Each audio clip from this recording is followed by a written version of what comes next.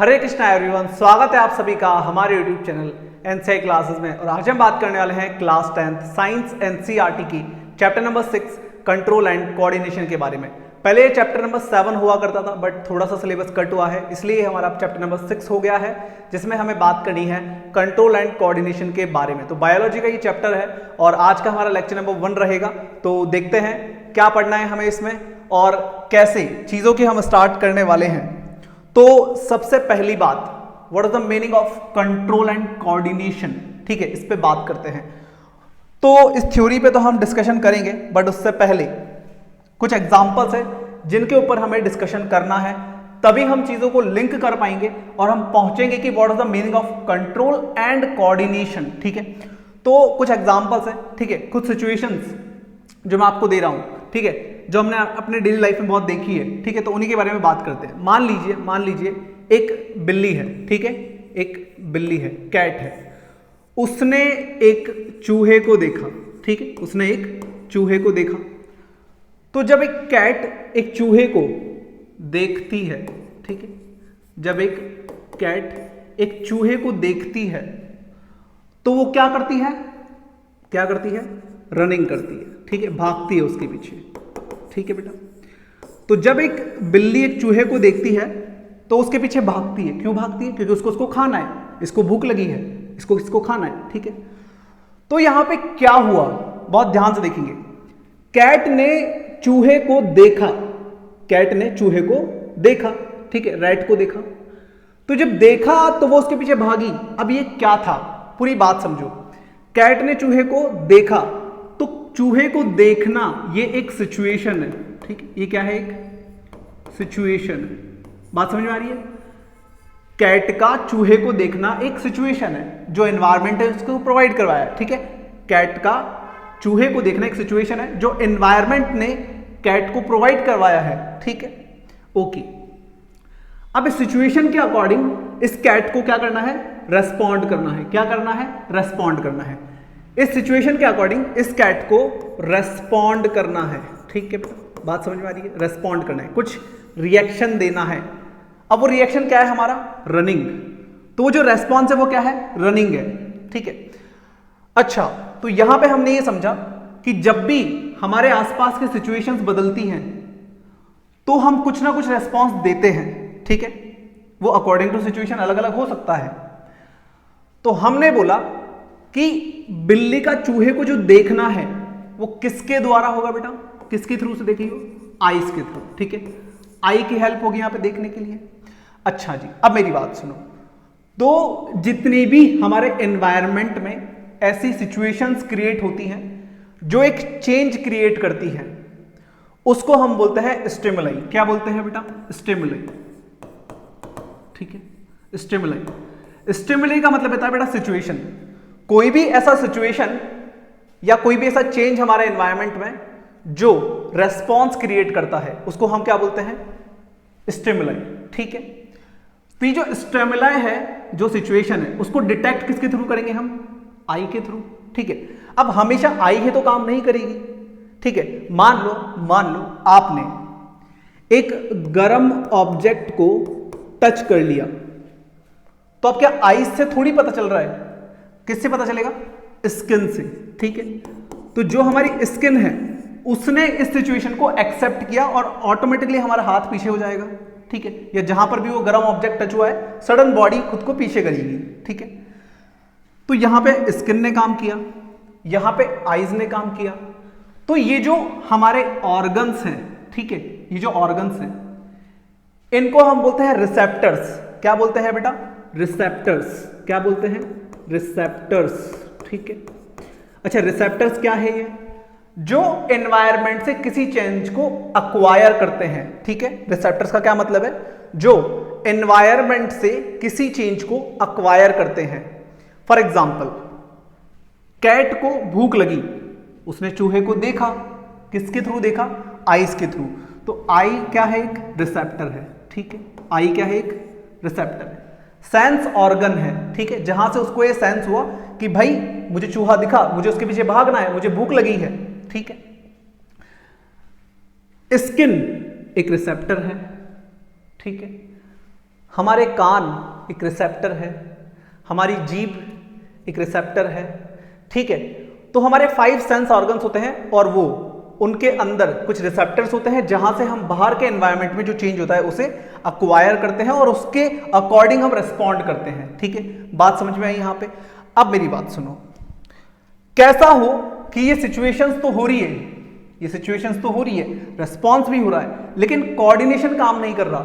मतलब क्या है, हमने क्या बोला, सारी सिचुएशंस कंट्रोल तो हो रही है, कंट्रोल तो हो रही है, लेकिन कोऑर्डिनेशन काम नहीं कर रहा। अच्छा, इसका क्या मतलब है?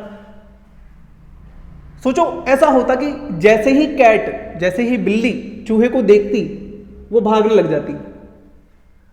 अब ये मैटर ही नहीं कर रहा कि उसको भूख लगी या नहीं लगी है, वो उसको देखते और भागने लग जाती।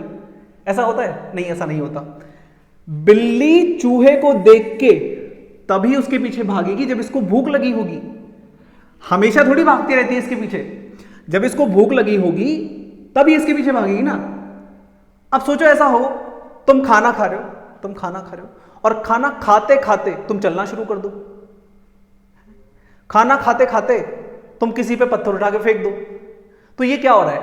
यहां पे कोऑर्डिनेशन नहीं है। लेकिन ऐसा नहीं होता है, जो भी हम करते हैं हमारी बॉडी उसमें सपोर्ट करती है, हमारे बॉडी के ऑर्गन्स कोऑर्डिनेट करते हैं एक दूसरे को उस काम को करने के लिए। जैसे मैं भी आपको कुछ समझा रहा हूं तो मेरा ब्रेन कोऑर्डिनेट कर रहा है, मुझे वर्ड्स दे रहा है कि मैं आपको कुछ बोल रहा हूं, मैं आपको कुछ समझा रहा हूं, कुछ एक्सप्लेन कर रहा हूं, ठीक है।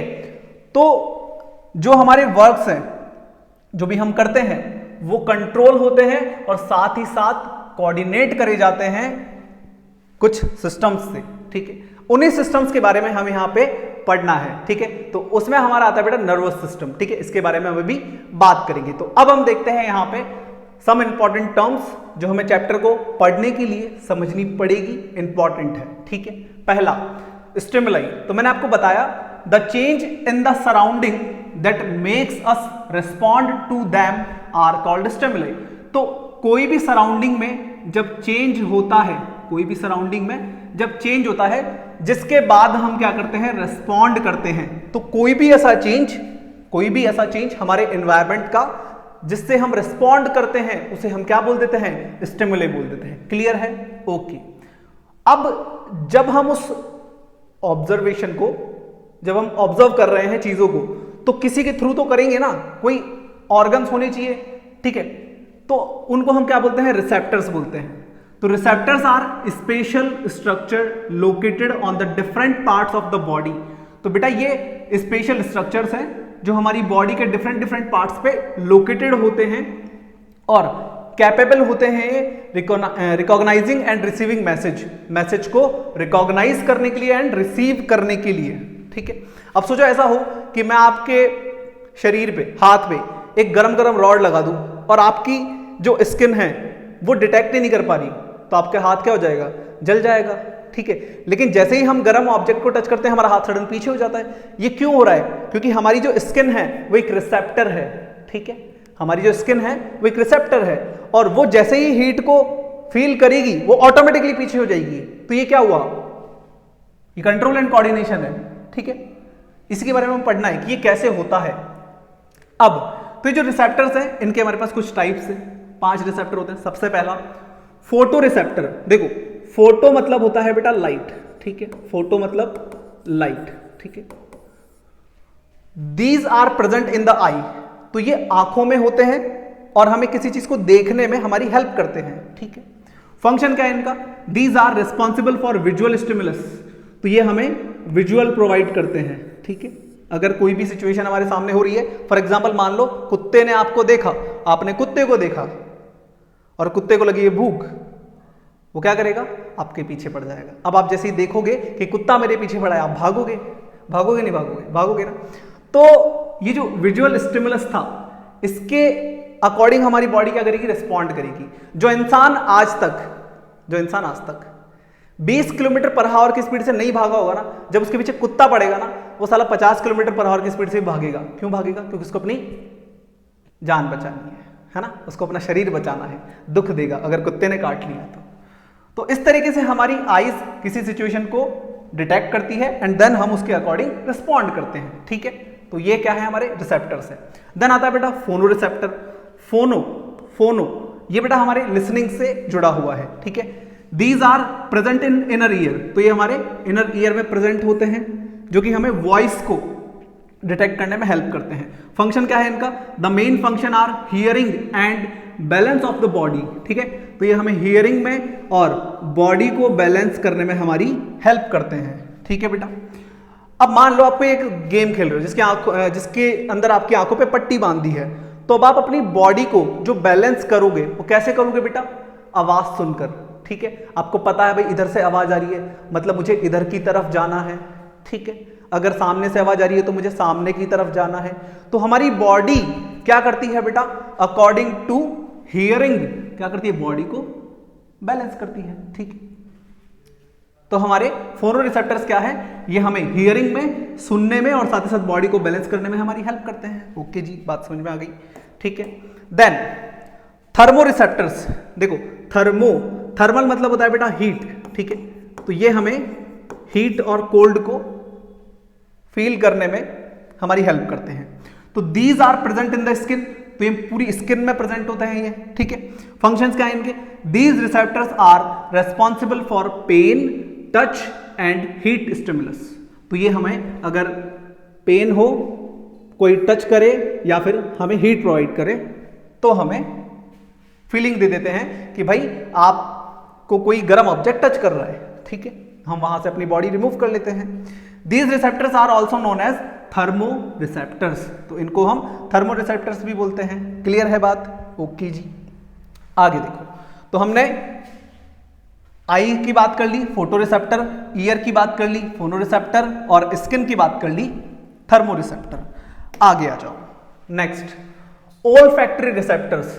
ओल्फैक्टरी रिसेप्टर्स, तो ये जो ओल्फैक्टरी वर्ड है, ये आपने ओल्फैक्टरी जो वर्ड है ये आपने एसिड बेस वाले चैप्टर में पढ़ा होगा, ठीक है। एसिड बेस एंड सॉल्ट वाले चैप्टर में पढ़ा होगा। ओल्फैक्टरी इंडिकेटर्स याद है, ओल्फैक्टरी इंडिकेटर्स जो अपना स्मेल चेंज करके बताते हैं कि कोई चीज एसिड है या बेस है, कुछ याद है चैप्टर नंबर 2 का, ठीक है। तो ओल्फैक्टरी बेटा हमारे नोज से कनेक्टेड है, ठीक है। तो ओल्फैक्टरी रिसेप्टर्स कहां होते हैं, these are present in nose, ठीक है। ये हमें स्मेल से क्या करते हैं, किसी सिचुएशन को फील करवाते हैं। Functions, these receptors receive smell, ठीक है। अब मान लो आपको पता है कि भाई ये एक हमारे पास, ठीक है, कोई कंटेनर है जिसके अंदर बहुत गंदी बदबू आती है, क्या आप उसके अपने नाक के पास में लेके जाओगे, नहीं लेके जाओगे। क्यों नहीं लेके, क्योंकि स्मेल बहुत गंदी है, ठीक है। आपके नोज में क्या है, ओल्फैक्टरी रिसेप्टर्स हैं जो स्मेल को डिटेक्ट करते हैं, ठीक है। आपको पता होगा ऐसे ऐसे भी जहर आते हैं जिनको अगर आप सूंघ लो तो सलट जाओ, हैं। अब आप सोचो, आपको जब आप सूंघ तो रहे हो लेकिन आपको पता नहीं चल रहा कि आपको कोई स्मेल आ रही है, और कोई लाके आपको वो दे दे तो आपको तो टिकट कट गया, ठीक है। तो इसलिए हमारी बॉडी में जगह जगह पे रिसेप्टर्स है जो हमें बाहर के एनवायरनमेंट से जो भी सिचुएशन आती है उसके अकॉर्डिंग अवेयर करवाते हैं, और हमारी बॉडी उसके अकॉर्डिंग रिस्पॉन्ड करती है, ठीक है। हमेशा सडन रिस्पॉन्स नहीं करती है, कभी कभी हम अपने अकॉर्डिंग भी रिस्पॉन्स को चेंज करते हैं। फॉर एग्जाम्पल मान लो थोड़ा सा गर्म पानी है, ठीक है, और आपको बहुत ज़्यादा सर्दी लग रही है, तो आपने उसमें हाथ डाल के रख लिए, तो वैसे तो नहीं ना हाथ डालते बाहर आ जाएंगे, वो डिपेंड करता है कि पानी की हॉटनेस कितनी है, ठीक है। तो हमारी बॉडी थोड़ा बहुत हमारे अकॉर्डिंग भी काम करती है, सडन रिस्पॉन्स भी करती है, ठीक है। अगर आपके पैर में कांटा चुभेगा तो आपका दिमाग इंतजार थोड़ी करेगा कि हाँ आपको पता चलेगा और फिर आप पैर हटाओगे, नहीं, जैसे ही आपका पैर रखेगा कांटे पे अपने आप आपका पैर पीछे हो जाएगा। ये क्या हुआ, ये सडन रिस्पॉन्स था। तो ये सारा कंट्रोल एंड कोऑर्डिनेशन में हम पढ़ने वाले हैं, ठीक है। देन ऑल्फैक्टरी हो गया हमारे नोज से कनेक्टेड। देन आता है बेटा गस्टेटरी रिसेप्टर्स। गस्टेटरी रिसेप्टर, गट क्या होता है, पेट, ठीक है। तो ये हमारे पेट से कनेक्टेड है। पेट में क्या, दीज आर प्रेजेंट इन दी टंग, ठीक है। स्टमक से कौन कनेक्टेड है भाई, टंग, ठीक है, हमारी जीभ जो हमें कोई भी चीज टेस्ट करवाती है ना। तो ये हमारी टंग से कनेक्टेड है, टंग के अंदर प्रेजेंट होते हैं। फंक्शन क्या है इनका, टेस्ट डिटेक्शन। अब सोचो आप कुछ भी खाओ और आपको अच्छा ही ना लगे, आपको टेस्ट ही समझ नहीं आ रहा, ठीक, फिर तो आप कुछ भी उल्टा सीधा खा लोगे ना, है ना।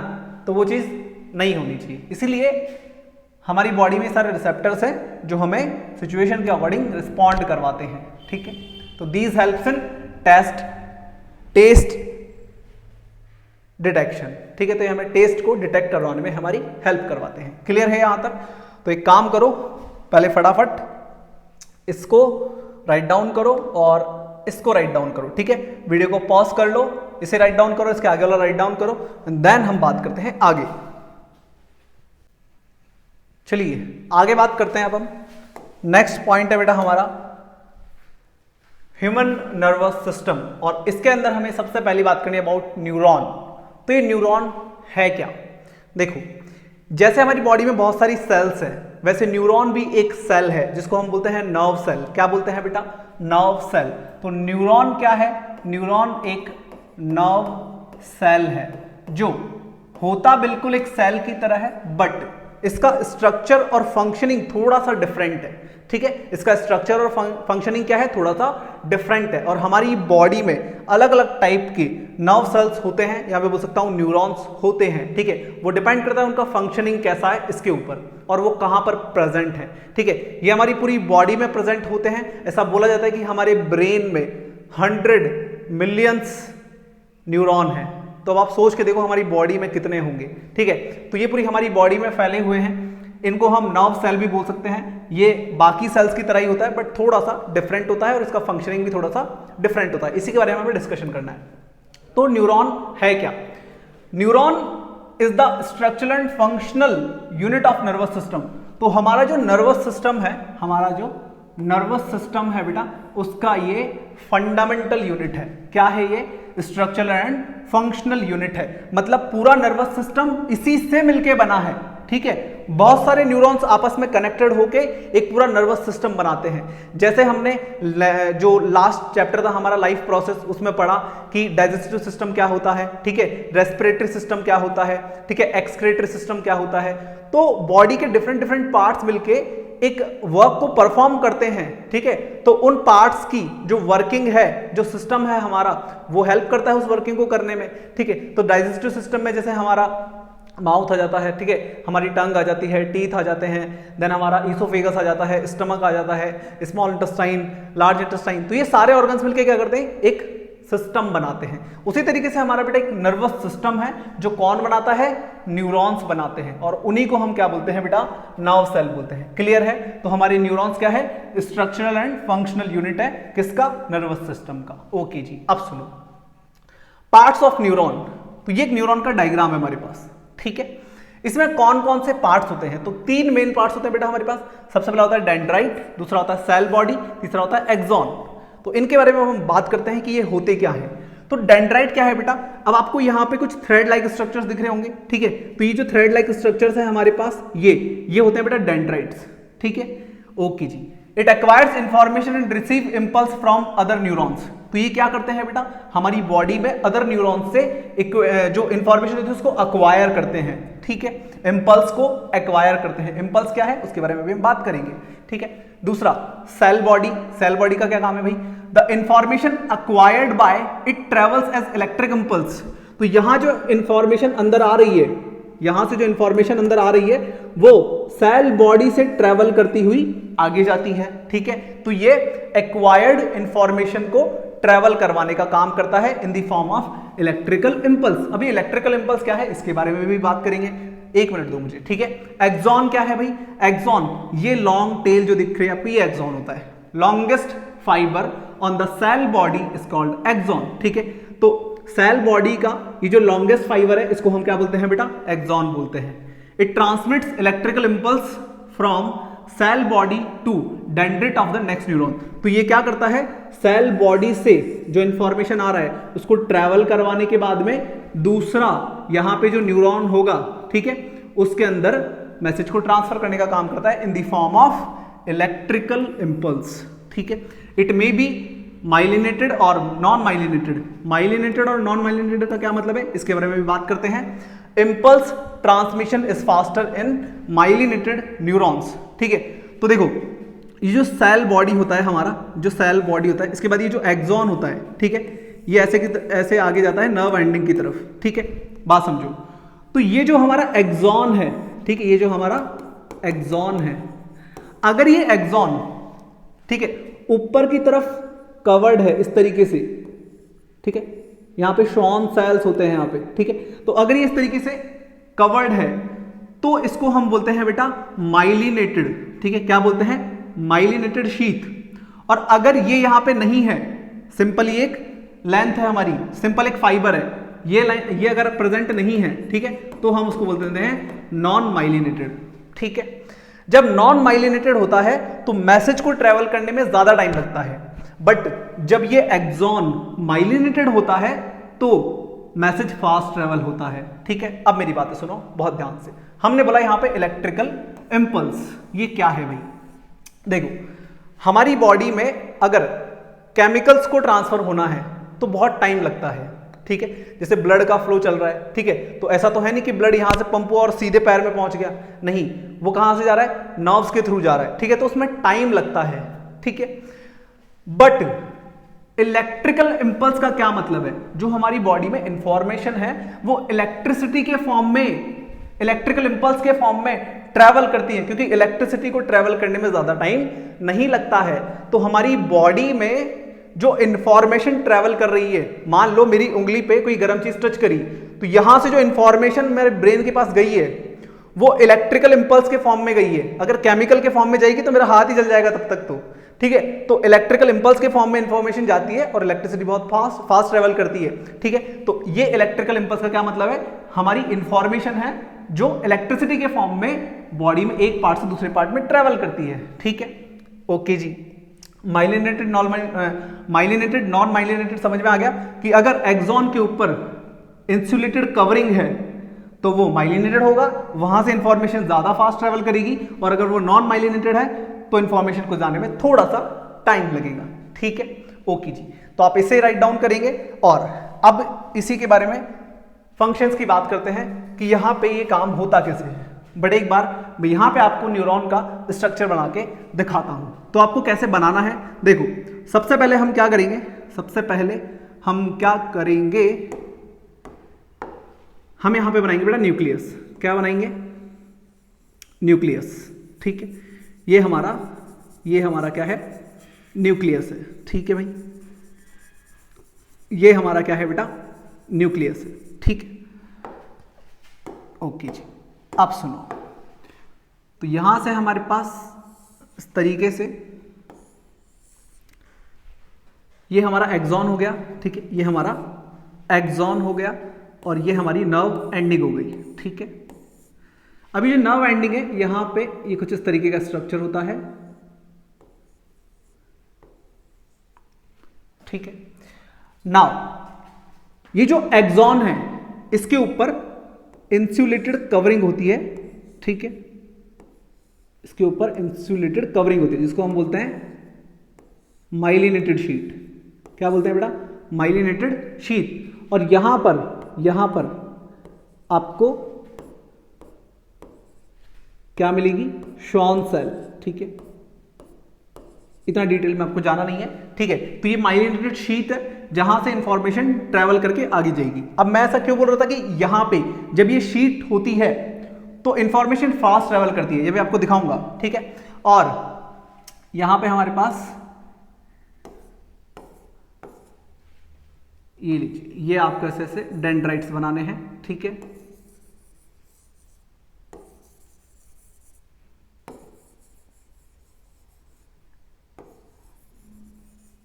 ये हमारा बन गया न्यूरॉन का स्ट्रक्चर, ठीक है।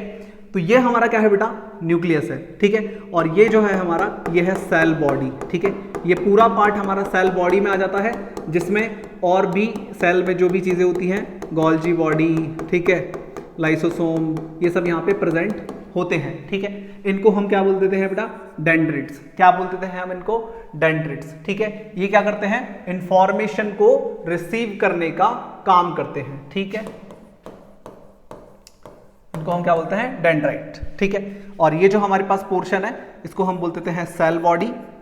सेल बॉडी, ये सेल की बॉडी है, ठीक है, जिसमें जितने भी और अदर ऑर्गेनल्स होते हैं वो सारे यहाँ पे प्रेजेंट है, ठीक है। ये हमारा न्यूक्लियस हो गया। अब ये पूरा जो हमारा न्यूरॉन है ये इंफॉर्मेशन को कैसे ट्रेवल करवाता है उसके बारे में बात करते हैं। तो देखो, सबसे पहले फंक्शन ऑफ न्यूरॉन में द इंफॉर्मेशन और सिग्नल्स फ्रॉम रिसेप्टर्स। तो जैसे मान लो हमारी स्किन है, ये क्या है, एक रिसेप्टर है, हमने पढ़ा अभी, ठीक है। तो ये क्या करेगी, इंफॉर्मेशन को पहले एक्वायर करेगी, ठीक है, at the end of the dendrite, ठीक है। तो यहां पे सबसे पहले हमारी इंफॉर्मेशन क्या होती है बेटा, एक्वायर होती है, ठीक है। तो डेंड्रिट का क्या काम है, इंफॉर्मेशन को रिसीव करना है, ठीक है। तो यहां पे सबसे पहले इंफॉर्मेशन आएगी और अंदर की तरफ ट्रेवल करेगी, ठीक है। अंदर की तरफ इंफॉर्मेशन क्या करेगी बेटा, ट्रेवल करेगी। और कहां जाएगी इंफॉर्मेशन, सेल बॉडी में जाएगी, ठीक है, in the form of electrical impulse. और जब यहां पे इंफॉर्मेशन आएगी तो वो जाएगी एक्सॉन के अंदर, ठीक है। तो सेल बॉडी क्या करता है, इलेक्ट्रिकल इंपल्स के फॉर्म में इंफॉर्मेशन को आगे ट्रेवल करवाता है, ठीक है। अब मैंने आपको यहां बोला, ठीक है, सो ये लाइन आप कंप्लीटली पढ़ लो, ऑफ अ नर्व सेल और a set of chemical reaction that creates an electrical impulse. तो डेंड्रिट का काम है इंफॉर्मेशन को इनटेक करना, और यहां पे जो केमिकल्स होंगे, ठीक है, बेसिकली यहां पे सोडियम पोटेशियम आयन का खेल चलता है, वो आप आगे की क्लासेस में डिटेल में पढ़ लेना। अभी आपके लिए बस इतना काफी है कि डेंड्रिट का काम है इंफॉर्मेशन को रिसीव करना, और देन यहां पे जैसे इंफॉर्मेशन आती है इलेक्ट्रिकल इंपल्स में कन्वर्ट हो जाती है, जो केमिकल होते हैं वो इलेक्ट्रिकल इंपल्स में कन्वर्ट हो जाते हैं, एंड देन आगे ट्रेवल करते हैं सेल बॉडी से होते हुए, ठीक है। This electrical impulse travels from the dendrite to the cell body, ठीक है। तो डेंड्रिट से सेल बॉडी में हमारा इलेक्ट्रिकल इंपल्स मतलब जो इंफॉर्मेशन है वो ट्रेवल करता है, and then at the end of the axon, at the end of the axon यहां पर इंफॉर्मेशन आता है ट्रेवल करते हुए, ठीक है। The electrical impulse set off release of some chemicals, and then यहां से निकलने के बाद में वो कुछ केमिकल्स में कन्वर्ट होता है, ठीक है। अब आगे यहां पे एक और डेंड्रिट, आगे यहां पे एक और न्यूरॉन होता है हमारा, ठीक है बेटा। तो बहुत सारे न्यूरॉन्स आपस में कनेक्टेड होते हैं, ठीक है, बहुत सारे न्यूरॉन्स आपस में कनेक्टेड होते हैं, ठीक है। अब यहां पे इसके डेंड्रिट्स होंगे, ठीक है, यहां पे इसके डेंड्रिट होंगे, ठीक है। तो जैसे इंफॉर्मेशन यहां से निकलेगा, ये जो आगे वाले न्यूरॉन के डेंड्रिट्स हैं वो इंफॉर्मेशन को एक्वायर करेंगे, ठीक है, रिसीव करेंगे और फिर आगे ट्रांसफर करेंगे। तो ऐसे मान लो मेरी फिंगर पे यहाँ पे न्यूरॉन प्रेजेंट है, कोई भी गर्म चीज टच हुई तो यहाँ से यहाँ जो न्यूरॉन प्रेजेंट होगा वो इंफॉर्मेशन लेगा, अपने डेंड्रिट से इंफॉर्मेशन रिसीव करेगा, सेल बॉडी से ट्रेवल कराएगा, यहाँ से बाहर निकालेगा, और जो आगे वाला न्यूरॉन होगा वो इंफॉर्मेशन को रिसीव कर लेगा, और ऐसे करते करते करते करते ट्रेवल होते हुए वो हमारे ब्रेन के पास पहुंचेगा, और ब्रेन देन इंस्ट्रक्शन देगा कि आपको हाथ हटाना है, नहीं हटाना है, जो भी है XYZ, ठीक है। Now there is a gap between, तो देखो यहां से इंफॉर्मेशन निकला और आगे कहां जाएगा, इस वाले न्यूरॉन के डेंड्रिट में, ठीक है। तो यहां पे जो गैप है, ठीक है, यहां पे जो गैप है, इस गैप को बेटा हम बोलते हैं साइनेप्स। क्या बोलते हैं बेटा, synapse.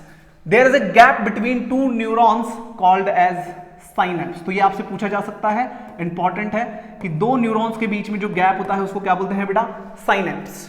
These chemical cross the gap and transfer to the same signal to the next neuron. तो यहां से जब इंफॉर्मेशन निकलेगी तो वापस से केमिकल के फॉर्म में कन्वर्ट हो जाएगी, एंड देन अगेन वो केमिकल्स कौन रिसीव करेगा, in the form of information कौन रिसीव करेगा, डेंड्रिट, और वापस से वो इलेक्ट्रिकल इंपल्स में कन्वर्ट हो जाएगी, अगेन वो ट्रेवल करेगी, ऐसे खेल चलता रहेगा, और जो इंफॉर्मेशन है वो न्यूरॉन कहां जाएगी, ब्रेन के पास जाएगी, and brain is the master of body, वो क्या करेगा, रिस्पॉन्स जनरेट करेगा, ठीक है।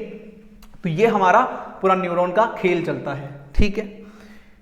तो ये डायग्राम आप बना लीजिएगा, क्योंकि ये तो मुझे पता है, मैंने यहाँ पे कुछ खास दिखाया नहीं है आपको। तो ये हमारा डायग्राम है जो आपको बनाना है, ठीक है, ये अच्छा भी लग रहा है, ठीक है।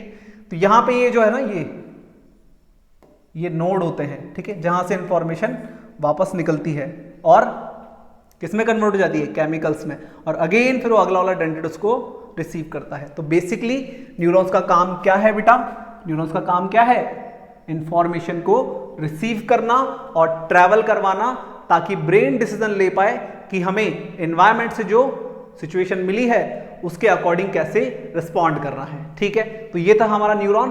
अब इससे यहां से, ठीक है, इसे राइट डाउन करना है आपको, ठीक है। वीडियो को पॉज कर लीजिएगा, मैं साइड में हट रहा हूं, एक बार वीडियो को पॉज कर लो, इसे राइट डाउन कर लो, ठीक है। इसके बाद आपको इसे राइट डाउन करना है, ठीक है। एंड आज हम बस इस लेक्चर में इतना ही करेंगे, इसके बाद आगे की हम बात करेंगे लेक्चर नंबर 2 में। आज के लिए इतना ही, bye bye, have a good day.